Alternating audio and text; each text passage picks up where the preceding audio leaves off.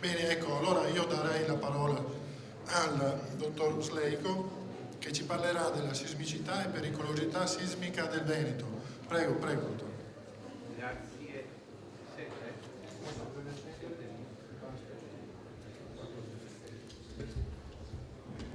Sì, sente.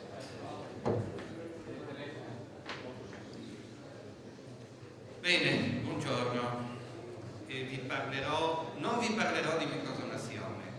Non sono un geologo, cos'altro no.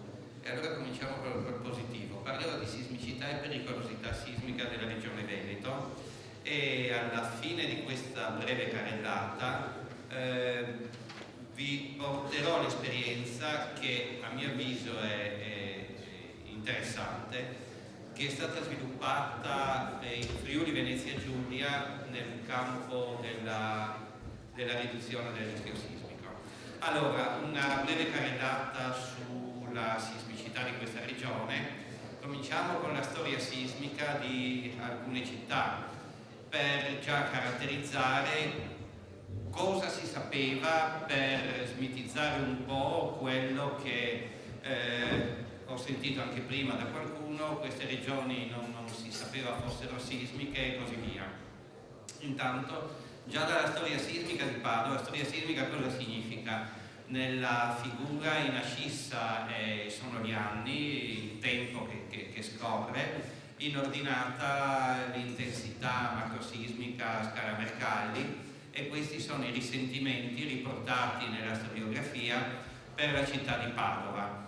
Più alta è la barra, ovviamente più forte è stato risentito il terremoto in quella località. Voi vedete che Padova, vi ricordo per chi non fosse addetto ai lavori, che il limite tra danno e non danno nella scala Mercalli è il 6° grado. Tutto quello che sta sotto il 6° grado non provoca alcun danno, il 6° grado prime piccole crepe, col 7° grado Mercalli si cominciano ad avere dei danni evidenti. Vediamo che per Padova c'è stato soltanto un 8° grado nel 1117, la tabella, come evidenziato in rosso, il terremoto più importante, ricorda questo terremoto di cui non si sa ancora molto, nel senso che ha provocato dei danni ingenti in tutta la pianura padana. Questo è un po' il mostro che aleggia sul territorio veneto e non solo sul territorio veneto. Un mostro che, poiché sono passati tanti anni, è sicuramente stato dimenticato, un mostro che, anche perché l'epicentro suo non è stato e non sarà probabilmente mai ben localizzato, perché le informazioni sono molto frammentarie, si riferiscono soprattutto ai danni subiti dagli edifici monumentali che esistevano a quell'epoca. Un mostro, dicevo, che incombe, ahimè, sulla pianura padana, o almeno sui margini di questa. Se noi guardiamo altre due storie sismiche, Belluno è qui, Rovigo, vediamo, passiamo subito a Rovigo. Mi dispiace che in basso, e allora per qualcuno sarà nascosta dal tavolone. Rovigo ha una storia sismica soltanto a partire dal XVII secolo, prima non c'è alcuna informazione che è stata possibile ricavare, soltanto un 6° grado nel 1700, leggete voi meglio di me quel numero in rosso, e questa è l'informazione per Rovigo. Un'informazione invece più ricca per la città di Belluno, dove ci sono stati dei terremoti con intensità dal 7° in su, non molto frequenti, ma ci sono stati. Il più forte è il 1873, un altro terremoto importante, il terremoto che ha colpito il bellunese, un terremoto che poi si è ripetuto alcuni anni dopo, all'inizio del Novecento, è un terremoto che ha interessato pesantemente l'area di confine fra Veneto e Friuli. Continuando, Treviso e Venezia. Per Venezia una storia sismica molto ricca, un po' particolare, perché potete notare che i terremoti più forti sono stati avvertiti nei periodi più antichi, a partire dal terremoto del 1117, poi ci sono stati altri, però eventi di intensità già intorno al VII grado fino al XVI secolo, per Treviso qualcosa di simile. Venezia in particolare negli ultimi 2 secoli ha avuto pochissimi risentimenti, cioè non pochissimi come numero, ma come intensità di rilievo, e pochissimi risentimenti.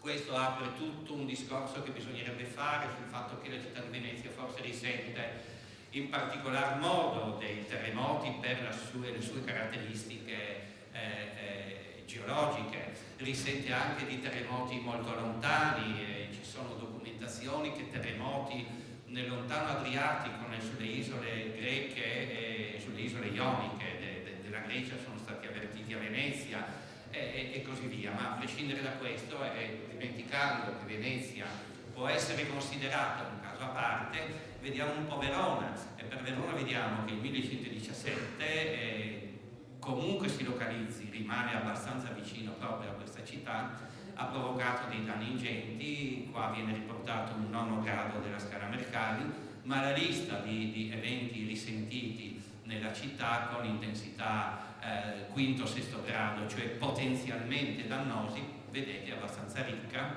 così come anche per la città di Vicenza la lista è piuttosto ricca. Il più forte terremoto per Vicenza, un 1695, il terremoto che ha colpito l'Asolano.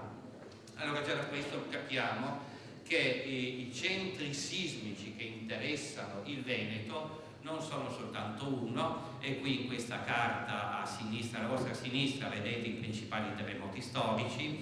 Il colore blu e rosso fa da spartiacque tra pre 1900 e post 900, post 900 ovviamente il rosso. Vedete perciò il 1117, vedete ancora meglio se ve lo mostro, 1117 che rimane ubicato qua, 1695 ubicato qua, 1873 qua, 1936 qua. Questi sono i terremoti che delimitano un po' la fascia pedemontana veneta, la fascia pedemontana che poi continua con la sua attività, anzi si aumenta di attività sismica verso est nel Friuli centrale. Fascia pedemontana è ancora più evidente dalla sismicità recente. Questa è la sismicità registrata a partire dal 1977 fino a un paio d'anni or sono, registrata dalla rete sismometrica che l'OGS ha installato a partire dal 1977 nel Friuli, e poi è stata espansa e attualmente consta di 8 stazioni anche nella regione del Veneto. Altre stazioni ubicate in Trentino aiutano a chiudere la geometria di questa rete e perciò a permettere una buona localizzazione di tutti questi terremoti. Allora vedete che il Veneto storicamente non presenta dei terremoti di alta magnitudo, a prescindere dai sopracitati. Nominiamo anche la zona del Garda, che compare con la sua attività ancora meglio nella mappa di sismicità strumentale. La rete sismometrica OGS, qua vedete, si compone di 2 tipologie di strumenti, quelli a corto periodo e quelli a banda larga. Significa che certi registrano a corto periodo, registrano bene soltanto i terremoti locali, quelli a banda larga registrano tutto e di più. Questa è la rete, perciò potete capire bene che i terremoti che avvengono all'interno della rete vengono localizzati molto bene, al di fuori un po' peggio. Se andiamo più lontani ovviamente la situazione peggiora ancora più. Cosa abbiamo registrato in questi 30 passati? Abbiamo registrato tutti i terremoti che vedete qua, abbiamo circa un 20.000 terremoti e anche più che sono stati localizzati e che marcano molto bene quello che vi dicevo prima, la fascia pedemontana dal Friuli centrale fino al lago di Garda. Poi la propagazione secondo l'assetto strutturale dinarico prosegue verso i Balcani. altra sismicità diffusa nel sud alpino, ma di magnitudo sicuramente minore, poca roba sicuramente in pianura padana. Però c'è, come ci sono terremoti, anche se di bassa magnitudo e con scarsa frequenza, nella microplacca adriatica. Perciò quella frase che avete già sentito diverse volte oggi, devo ripetere anch'io, tutta l'Italia è sismica, in particolare questa porzione nord-orientale dell'Italia lo è sicuramente. L'OCS e non solo ha studiato parecchio la sismicità dell'Italia nord-orientale. In particolare vi segnalo un recente lavoro prodotto da alcuni miei colleghi che ha messo in luce le caratteristiche sismotettoniche dei distretti così definiti sismici del Veneto. Questa è la suddivisione che è stata proposta per la regione del Veneto in senso ampio, una suddivisione appunto di carattere sismotettonico, perciò che ha tenuto pesantemente conto sia dell'assetto strutturale tettonico della regione sia della sismicità osservata sia storicamente che strumentalmente. In quest'altra immagine invece alla geometria di questi distretti sismotettonici sono aggiunte le sorgenti sismiche come vengono definite nel catalogo, nel database delle sorgenti sismiche italiane prodotto dall'Istituto Nazionale di Geofisica e Vulcanologia. Cosa sono le sorgenti sismiche? Sono generalmente le scatole più grandi che vedete, sono sorgenti composite, significa una famiglia di sorgenti, sorgenti vorrebbe dire faglie, perciò di faglie sismicamente attive, una famiglia perché vuol dire che la loro precisa individuazione non è stata possibile. Quando invece voi vedete le scatole di color violetto, allora quella è veramente una sorgente sismica collegata a una faglia. Associare terremoti a faglie è particolarmente complicato sempre, in Italia ancora di più, perché non abbiamo delle faglie di semplice geometria, le faglie trascorrenti tipo California, dove i terremoti stanno sulla verticale della faglia, ma qua con la presenza soprattutto di sistemi compressivi e perciò di sovrascorrimenti, la posizione dell'ipocentro, anche qualora lo riuscissimo a collocare con grande precisione, può essere molto diversa data la geometria tridimensionale dall'evidenza superficiale della faglia. Tutto questo rende difficile il discorso sismogenetico anche per questo, soprattutto per questo settore delle Alpi meridionali. La sismicità del Garda. Per la sismicità del Garda, visto che avevamo delle stazioni in loco già da tempo, abbiamo una informazione piuttosto importante. Qui vedete gli epicentri registrati appunto a partire dagli anni 80 e localizzati piuttosto bene, e vedete tre sezioni verticali, rispettivamente la D, la E, la F, D e F, che proiettano in profondità e che vi spiegano il discorso che stavo facendo adesso. Se l'emergenza superficiale di questa faglia, vi ripeto, non sono geologo, per cui potrebbe essere questa qua o questa qua, scegliete voi che siete geologi e sapete meglio di me. Comunque, se l'evidenza è qua su, voi vedete che i terremoti in profondità dobbiamo andarli a cercare qua. Questo è il motivo per cui vi dicevo che l'associazione faglia-terremoto è particolarmente complicata in questo settore. Nonostante ciò, da queste sezioni dove le geometrie idrostali sono state ricostruite dai geologi con la massima precisione possibile, in base alle informazioni disponibili, le localizzazioni degli ipocentri i migliori, abbiamo scartato quelli con degli errori di localizzazione più grandi, hanno portato a alcune indicazioni, e perciò che certi sistemi, soprattutto piuttosto che dire certe faglie, certi sistemi risultano sicuramente attivi. Un anno fa circa, perché stiamo parlando primavera-estate del 2011, l'area di Fadalto è stata origine di un fenomeno interessante che ha stimolato anche l'opinione pubblica, i boati. Ora l'OGS ha installato 6 stazioni per cercare di capire cosa questi boati fossero. Ha registrato bene, molto bene, meglio di quello che voi potete intravedere soltanto da queste immagini, perché è una presa da schermo. Comunque questi sono i sismogrammi che hanno permesso la localizzazione di 157 eventi nel periodo qui riportato, 157 eventi che hanno delle caratteristiche diverse fra loro, però sono stati raccolti in alcune famiglie, perciò non tutti questi eventi sono della stessa famiglia, sono eventi diversi. Vedete anche la distribuzione, coprono un'area di alcuni chilometri di distanza, per cui sono molto localizzati spazialmente, hanno una profondità estremamente bassa, si tratta di eventi molto superficiali. L'interpretazione che è stata proposta è un'origine di tipo idrogeologico, ricordatevi che questo fenomeno è iniziato gennaio-febbraio, dopo un periodo di piogge notevoli che ha modificato l'assetto della falda acquifera e così via. Allora, l'area del nostro studio è questa qua. Per questa area del nostro studio i geologi hanno mappato le principali strutture. Noi abbiamo considerato i terremoti storici, che sono i pallini verdi, i terremoti strumentali localizzati bene, qua rappresentati da stelle gialle. Abbiamo cercato di definire per tutta quest'area un assetto, e lo vedremo fra un po' meglio, un assetto di tipo sismogenetico.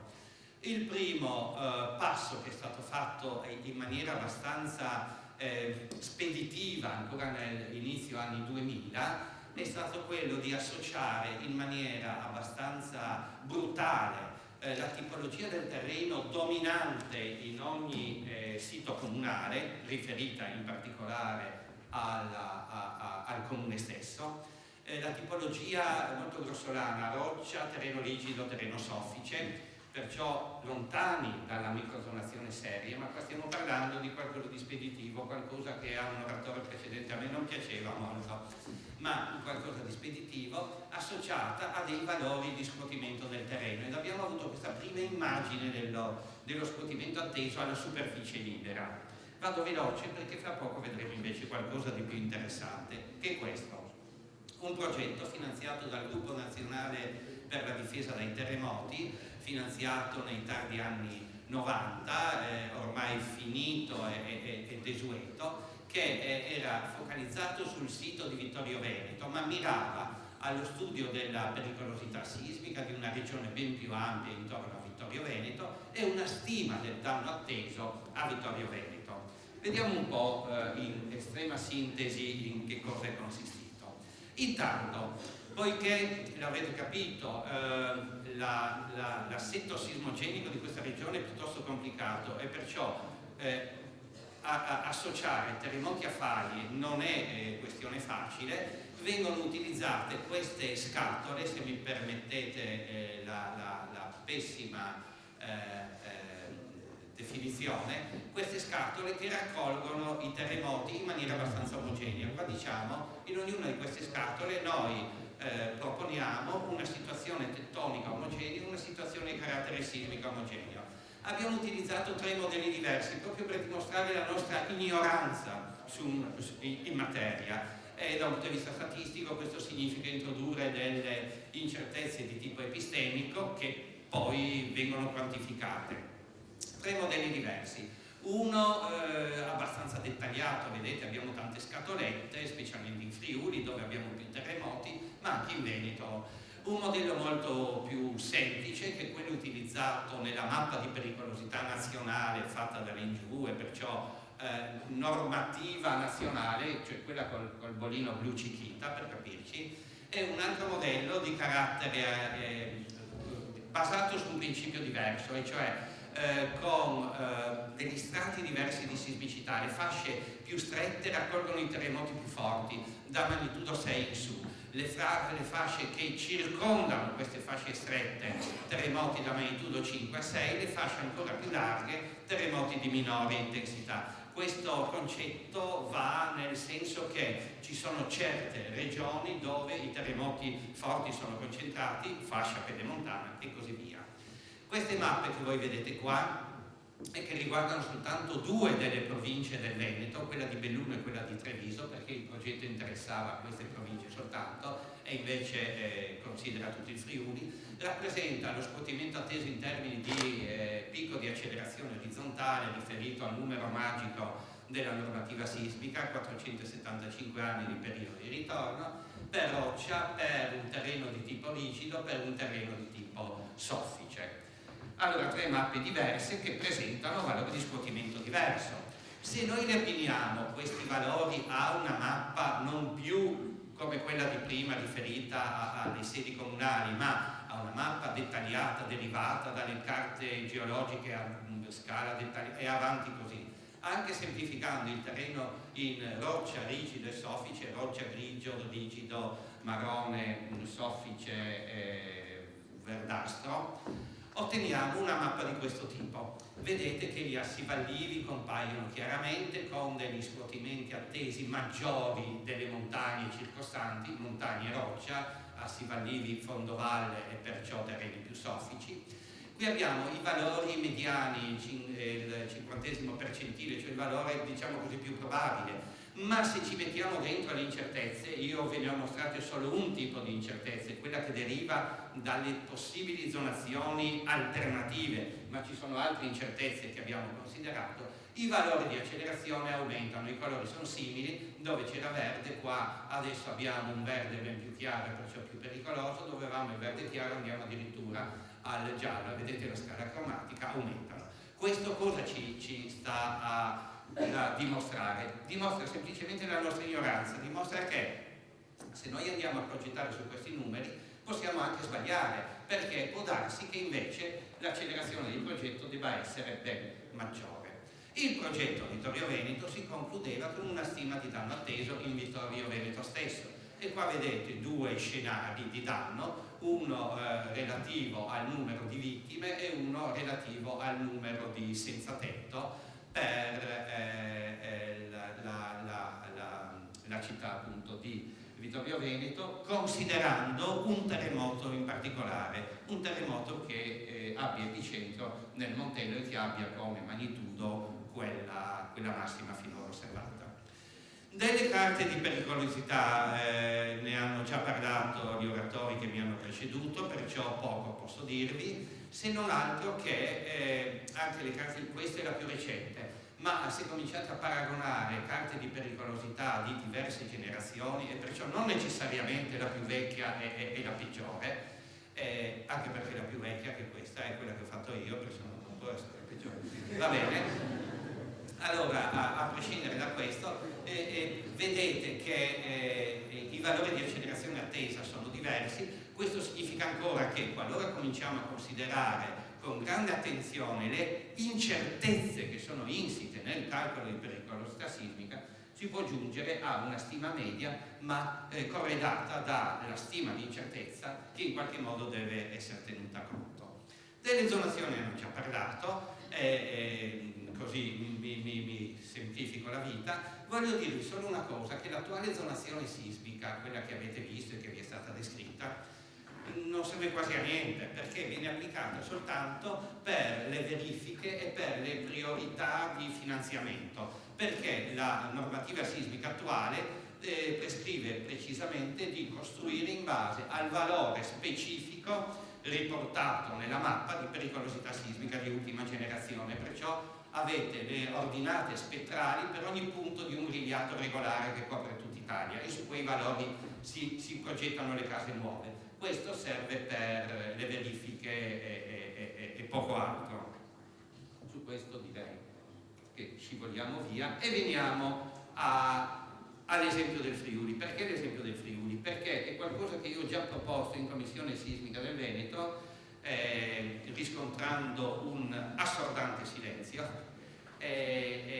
ma mi fa piacere ripresentarlo. Allora, 2 esperienze veloci sviluppate per la regione, e poi quest'ultima che è la più interessante e che si collega a quel problema microzonazione, e non so, è 3274. Allora, la Protezione Civile regionale in maniera molto oculata ha finanziato a partire già dal tempo del terremoto del Friuli alcune attività, fra cui la rete sismometrica regionale.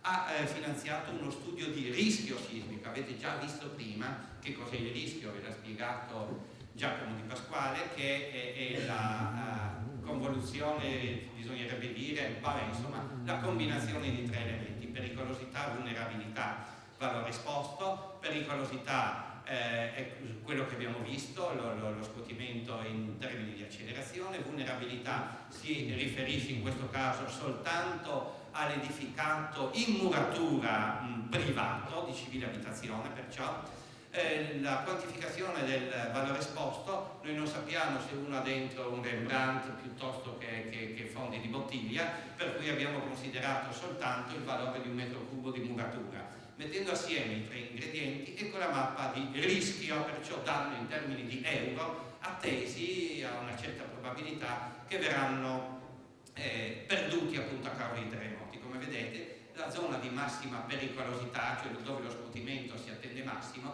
è quella di minimo rischio, perché la ricostruzione fatta nel post 76 ha diminuito grandemente la vulnerabilità di quelle regioni. Via velocemente. In base alle carte di pericolosità abbiamo contribuito a modificare la zonazione regionale da questa a quella attuale. E quello che è da notare è che anche nella nostra regione la zona 4 non esiste. Trieste, per esempio, il litorale adriatico era ubicato in zona 4, adesso invece siamo tutti quanti in zona 3. Questo io lo dico merito, quelli che hanno pensato negli anni passati a declassificare diranno a causa della migliore informazione che si ha. Ma veniamo a quello che mi interessa di più in conclusione di questo excursus. Il progetto ASSESS. Il progetto ha mirato alla valutazione del rischio sismico, cioè danno possibile, su una particolare tipologia di edifici strategici, le scuole. Nella regione Friuli Venezia Giulia ci sono 1022 scuole pubbliche di ogni ordine e grado. Per queste scuole è stato attivato un processo di tipo olistico, nel senso che non microzonazione, no 3274 vuol dire verifica strutturale, ingegneri, perciò non solo ingegneri, non solo geologi, ma messi tutti assieme in un progetto nel quale viene valutato globalmente il rischio di un edificio. Cioè, se l'edificio è in rischio di frana, è inutile che andiamo a vedere se strutturalmente può resistere o no. È un edificio pericoloso, punto, e così via. Con questa ottica è stato attivato questo approccio definito progressivo, perché si basa su diversi livelli di indagine. Il livello 1 è basato soltanto su dati documentali, significa il progetto col quale la scuola è stata edificata, se ci sono state variazioni per adeguamento antisismico nel tempo, in funzione del deficit di accelerazione, cioè accelerazione attuale prevista dalle norme diviso accelerazione di progetto. Accelerazione attuale diviso di progetto deve un opposto. Accelerazione di progetto diviso accelerazione attuale. Questo valore vi dice subito se la progettazione dell'edificio, lontana nel tempo, con norme diverse, attualmente non è più a norma. Indagine di tipo visuale. Gli ingegneri hanno guardato dal punto di vista strutturale come sta l'edificio, hanno fatto delle misure di rumore di fondo. I geologi hanno guardato sia la situazione litostratigrafica che geomorfologica. Per queste scuole è stata fatta quella che avete visto prima, la modellazione, la risposta locale, perciò una modellazione generalmente monodimensionale, a volte bidimensionale, a partire da una stratigrafia, cioè un profilo di velocità definito per ognuno di questi siti. Poi invece delle indagini di dettaglio con prove dinamiche sull'edificio che servivano solo a controllare la validità dei risultati del secondo livello. Primo livello per tutte le scuole, 1022, secondo livello per il 10% di scuole, 100 scuole, terzo livello che è la verifica del secondo livello per il 10% del 10%, cioè per 10 scuole. Da questa indagine abbiamo ottenuto che il secondo livello ci sembra estremamente conveniente dal punto di vista economico ed è molto significativo perché il livello 3, quello che comporta delle prove sui materiali, poco modifica le risultanze del livello 2. Per ogni scuola è stata data questa è la pagella che descrive fotografia della scuola, geometria dell'edificio, pericolosità a livello nazionale, cioè bedrock, risposta, dove è la risposta locale calcolata per quel sito. Per ogni scuola appunto la sua bella pagellina, come è giusto che la scuola abbia, e vi sintetizzo qua alcuni esempi. Vi punto l'attenzione su questi 3 indicatori di rischio. Il primo è la prestazione strutturale e vedete, tipo i vostri elettrodomestici, classe ABC che vi dice quant'è la prestazione energetica. In questo caso la prestazione strutturale è il primo indicatore della scuola dove è piazzata, e questa è proprio una scuola, in particolare un asilo che si piazza nel livello migliore. La rosa degli interventi che vi dice, in funzione di un intervento di tipo strutturale, di un intervento basato sulle vie di fuga e così via, cosa è necessario fare per adeguare antisismicamente quell'edificio. Alla fine le stelle di sicurezza che tengono conto di 5 tipologie diverse, di cui la prima stella si riferisce al sito. Se il sito non è idoneo perché c'è la frana incombente, perché è possibile soggetto a liquefazione o perché l'accelerazione è troppo alta e così via, non becca neanche la prima stella. Questo è riuscito ad avere la prima stella, questo significa quasi peggio di tutto se uno non ha stelle. Per cui questo qua è idoneo solo dal punto di vista del sito, non è idoneo per tutto il resto. 5 stelle, questo edificio è idoneo per tutto quanto.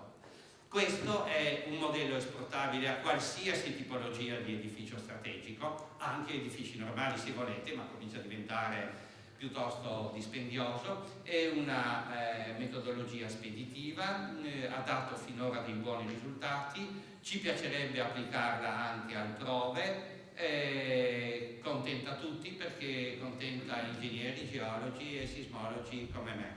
E vi ringrazio per l'attenzione con questa frase di Kofi Annan, detta dopo il terremoto di Bam, che costruire un'agricoltura di prevenzione non è difficile perché i benefici non si toccano con mano, ma sono rappresentati dai disastri che non si vedono. E se mi permettete di fare un commento, visto che i terremoti sono molto rari, un amministratore generalmente, pensando che una legislatura dura 4-5 anni, forse viene ricandidato, se ha fortuna non vede nessun terremoto, meglio costruire un grande ponte o quant'altro che farà bella figura almeno per tanti anni e non spendere in cose che non si vedono come i terremoti.